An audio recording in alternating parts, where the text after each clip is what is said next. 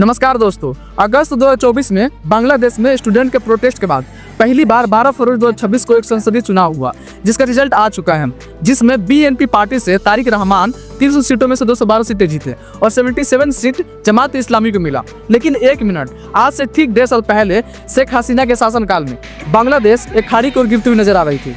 हजारों स्टूडेंट को मार दिया गया, पूरा देश अराजकता की ओर बढ़ रही थी और आखिर में शेख हसीना को देश छोड़कर भागना पड़ा। और आज 18 महीने बाद बांग्लादेश के अंदर एक नई उम्मीद की किरण जगी है। लेकिन सवाल यह है कि आखिर तारिक रहमान कौन है जो इतनी बड़ी जीत हासिल करी।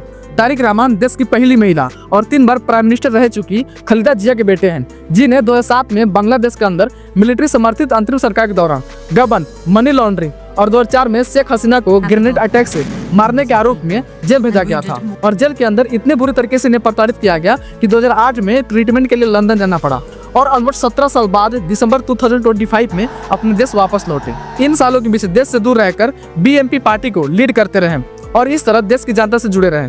लेकिन अगस्त 2024 में शेख हसीना को देश से बेदखल करने के बाद तारिक रहमान को सभी मामलों से बरी कर दी गई। हालांकि तारिक रहमान हमेशा इस बात का दावा करते रहे कि उन्हें उस गलती की सजा मिली जिसे वो कभी किया नहीं। तारिक रहमान की इतनी बड़ी जीत इस बात को डिफाइन करती है कि देश की जनता को उन पर अटूट विश्वास है और तारिक रहमान पर लगे सब एलिगेशन गलत थे। इस बात को प्रूफ करने का भी उनके लिए ये सही टाइम है। तारिक रहमान लोगों के बीच राष्ट्रीय एकता, आप सभी की सुरक्षा और समावेशी शासन पर जोर दिया। ये देश किसी एक का नहीं बल्कि हम सब हिंदू, मुस्लिम और सिख ईसाई का है। हम एक सुरक्षित बांग्लादेश बनाना चाहते हैं जहाँ हर महिला, पुरुष और बच्चे घर से बाहर निकल सके और सेफली वापस लौट सके।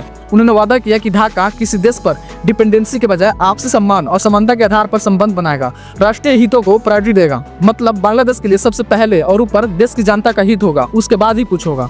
तारिक रहमान ने खुद कहा कि अगर मैं अपनी योजना का 30% भी लागू कर पाऊं तो मुझे लगता है कि देश की जनता मेरे साथ खड़े रहेंगी और हम सब मिलकर देश को एक नई दिशा की ओर ले जाएंगे। दोस्तों, उनका इस तरह से बात करना कि हम अपनी योजना का 30% भी लागू कर पाएं तो देश को एक अच्छा रूप दिया जा सकता है, ये एक ईमानदार इंसान की बात करने का तरीका हो सकता है। ये बाकी नेताओं की तरह लंबे लंबे भाषण नहीं दे रहे हैं। इनके सोच का पता इस बात से लगाया जा सकता है कि बीएनपी पार्टी ने एक बयान में कहा कि इलेक्शन जीतने के बाद जश्न मनाने के लिए किसी रैली या सभा का योजना नहीं की जाएगी, बल्कि देश भर के सभी मस्जिदों में दोपहर का नमाज अदा करके देश के अच्छे फ्यूचर के लिए प्रार्थना की जाएगी। देश की जनता बीएनपी की जीत से बहुत खुश है। रिजाल करीम रोनी, जो एक राजनीतिक विश्लेषक है, उन्होंने बताया कि बीएनपी की जीत मतलब लोकतंत्र की जीत हुई है। अब तक अवामी लीग की सरकार शेख हसीना ने 15 वर्षों से फर्जी इलेक्शन जीतकर एक दलीय संसद के माध्यम से शासन कर रही थी, लेकिन अब ऐसा नहीं होगा। इलेक्शन कमीशन ने कहा कि दशकों बाद पहली बार इतना विश्वसनीय और शांतिपूर्ण तरीके से इलेक्शन को अंजाम दिया गया। पड़ोसी देशों से बधाइयां मिल रही हैं। खुद फॉरेन मिनिस्टर जयशंकर प्रसाद बधाई देने के लिए पर्सनली मिलने गए और पीएम नरेंद्र मोदी की तरफ से एक पत्र भी दिया। दोस्तों, आपको क्या लगता है कि तारिक रहमान लोगों के विश्वास पर खड़े उतर पाएंगे या बाकी नेताओं की तरह ही निकलेंगे? मुझे नहीं लगता कि बांग्लादेश में आज से पहले जो कुछ भी हुआ उसके बाद कोई भी सरकार जनता के खिलाफ भी जाने की कोशिश करेगी। धन्यवाद दोस्तों, मिलते हैं नेक्स्ट वीडियो में।